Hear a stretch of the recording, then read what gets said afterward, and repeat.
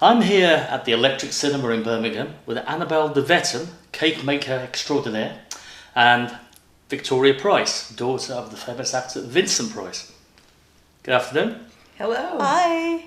We'll start with yourself, Annabel. You've been making some rather peculiar cakes for quite a long time. What actually got you into making these extraordinary pieces of confection?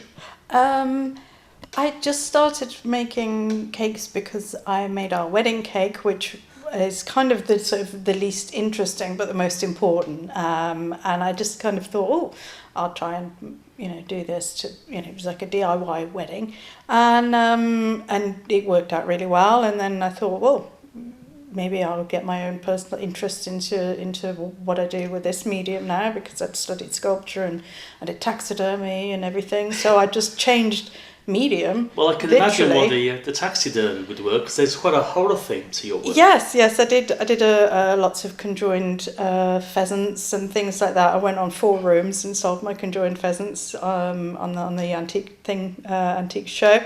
The taxidermy, and then I just applied all those skills to edibles, and then kept my own interest, underground art, lowbrow art, horror films, and taxidermy, sort of a whole death theme, and it just fortunately had an audience, yes. Which is never ceases to amaze me. Well, that audience suddenly expanded to include Victoria's Yes, Price. I know. Thanks to, in a strange way, to her father. Yes. A friend of mine gave me a plaster cast of his face, which they used for, it was Edward Scissorhands, wasn't it?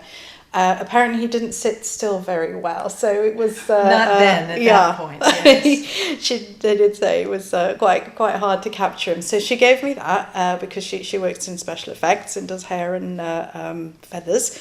So she had that. She gave it to me, and I was like, "Oh, well, I'll make that into chocolate, because that's how well, as you would. That's the obvious thing. You have a face mask of Vincent Price.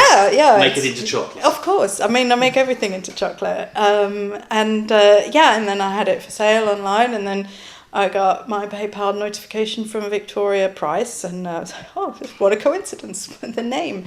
And then immediately afterwards, following was the email going, hi, this is Victoria Price, Vincent Price's daughter. And then it took me about 20 minutes to start speaking in normal words again, and not just tongues and vowels and whatnot.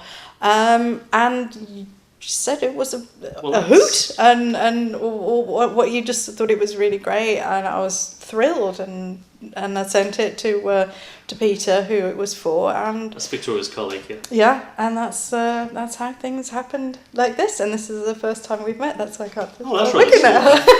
It's lovely that you've come all the way to Birmingham to meet up. Well, I wouldn't have done it without Annabella and Peter, and the Electric Cinema. It's been really fun, and my dad would have gotten such a kick out of it. First of all, he was a huge chocolate fan, and then my mother was the baker and had a mania for cakes, and so it just really was perfect. It's all going full circle. As I discovered in doing my research, of course, the Vincent Price family, your great-grandfather, got the fortune for the family from baking powder. Yeah, he invented so there is a baking link automatically there. He actually there. invented baking powder. So my great-grandfather invented baking powder, and then he ran one of the largest culinary companies in the United States. He wrote many cookbooks. He did the first extracts of vanilla, breakfast cereals, and that was his empire. And then his youngest son, he was Vincent Price. His youngest son was also Vincent Price, and he ran the largest candy company in the United States and was head of the National Candy Makers Association. So we have this whole sort of confectionery candy thing. Yeah. And then my dad, when he was born, was dubbed the Candy Kid by the National Candy Makers Association. Wow. And he loved chocolate, he loved Tootsie Rolls, he loved sweets. And, it was really what put him through college, was because when he entered college, the Depression started, but penny candy was affordable to everyone. It was one of the few things that people would still treat themselves to. And so the company stayed not just solvent, but good. Yeah. And it put him through college. So he was always a great fan of sweets. So that's why he would have absolutely loved it. So when he, towards the end of his career, when he actually decided to also go into writing gourmet cookbooks. Yes. In a sense, he was going back to the family Oh, absolutely. line. It's a real continuation of the legacy. And he and my mother wrote 4 cookbooks. And then he did a cooking show here in England. So it's quite wonderful. So there's a whole load of cooking tradition coming here tonight, as well as horror. Exactly. But anyway, I hope you have a great night tonight. Thank you. Thank you very much.